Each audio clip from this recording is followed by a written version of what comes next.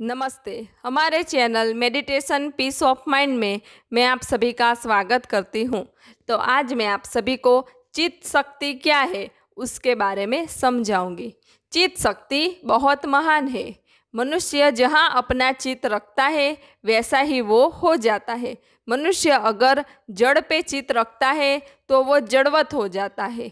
अगर मनुष्य चेतन पे चित्त रखता है तो वो चेतन हो जाता है।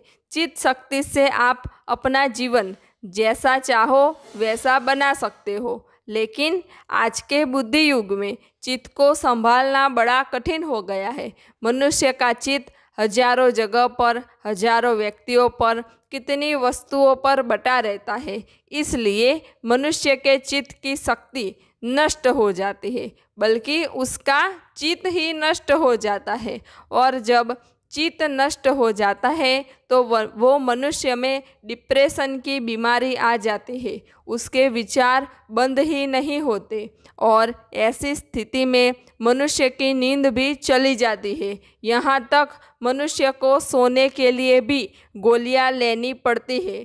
तो चित्त शक्ति को पहचानो। चित्त शक्ति दिव्य शक्ति है, अद्भुत शक्ति है। अगर तुम चाहो तो तुम चित्त शक्ति का उपयोग करके नर से नारायण बन सकते हो और अपना मनुष्य जन्म सार्थक भी कर सकते हो। लेकिन मनुष्य अपने चित्त पे ध्यान ही नहीं देता। अपने चित्त से मनुष्य कितने व्यक्तियों की निंदा करता है। चित्त से मनुष्य कितनों को बुरा भला कह देता है। अरे मनुष्य तो मुख से कटु वचन ना बोल सके तो वो उस मनुष्य पे चित्त रख के उसे भीतर ही भीतर कटु वचन कहता है और अपना चित्त दूषित करता है। तुम जिस व्यक्ति पे अपना चित्त रखोगे तुम भी उसी व्यक्ति के जैसे हो जाओगे। तुम्हारे विचार, तुम्हारे भाव भी उस व्यक्ति के जैसे हो जाएंगे। अगर एक व्यक्ति है जो हमेशा नकारात्मक सोचता है, हमेशा सबकी निंदा करता है, हमेशा सबके अवगुण देखता है, अगर तुम उस व्यक्ति पे अपना चित्त रखोगे तो तुम देखोगे कि तुम्हारे विचार भी नकारात्मक होते जाएंगे।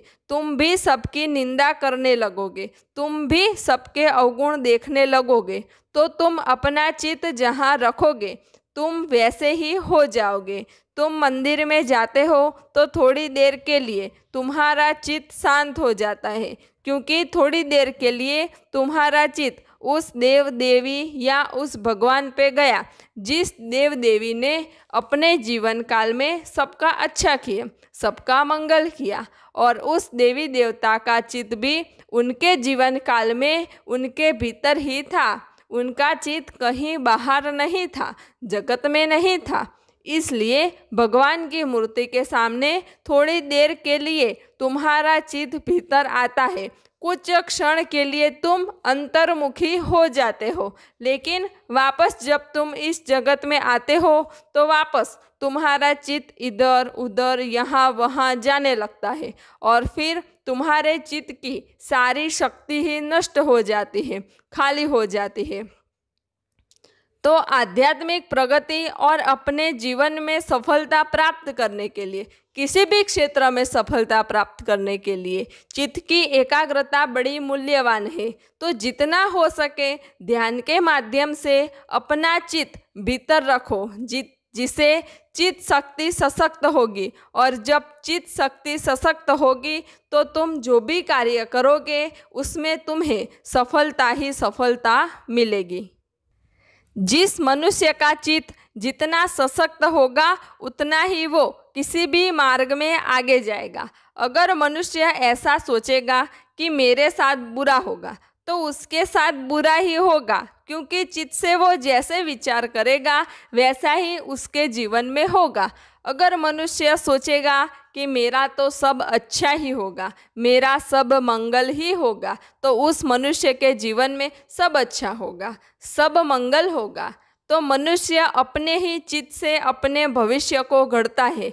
जिस पर वो चित्त रखता है वैसा ही उसका जीवन हो जाता है। तो चित्त शक्ति को भीतर ले जाओ, अपने चित्त को ध्यान के माध्यम से भीतर ले जाओ और चित्त को शुद्ध और पवित्र करो, जिससे तुम्हारा जीवन भी अद्भुत और दिव्य होगा। तो चित्त को सशक्त करने के लिए, चित्त को शुद्ध और पवित्र करने के लिए चित्त को अंतर्मुखी करने की आवश्यकता है।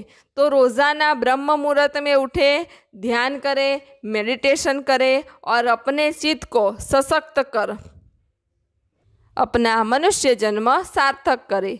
सब घटवासी परमात्मा को प्रणाम।